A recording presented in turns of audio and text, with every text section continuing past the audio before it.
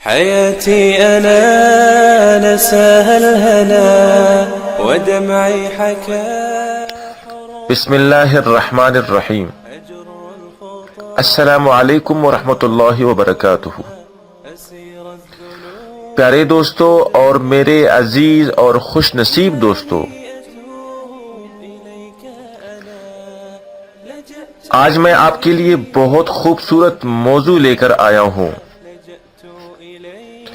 اور خوش نصیب اس لیے کہا کہ زندگی کی حالت میں ایسی باتوں کا ملنا بہت مبارک ہے، بہت مبارک ہے، اور خاص کر ان لوگوں کے لیے جو اس پر عمل کرتے ہیں.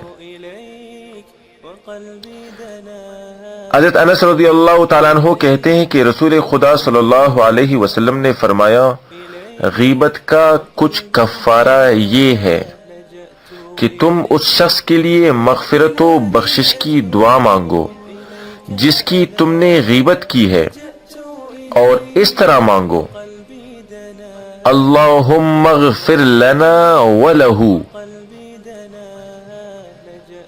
اے اللہ ہم کو اور اس شخص کو جس کی میں نے غیبت کی ہے بخش دے. یہ روایت بہقی کی ہے. تو دوستو، غیبت ایک عام گناہ ہے. آج یہ رواج پکڑ چکا ہے. یہ گناہ اتنا عام ہوا ہے کہ رواج میں بدل گیا ہے. کوئی محفل، کوئی مجلس اس سے خالی نہیں ہے. اور اس کے بارے میں پہلے بھی بتا چکا ہوں کہ یہ بہت بدترین گناہ ہے. اگر اس کی تحقیق کی جائے تو جہنم میں لے جانے کے لیے یہی ایک گناہ کافی ہے.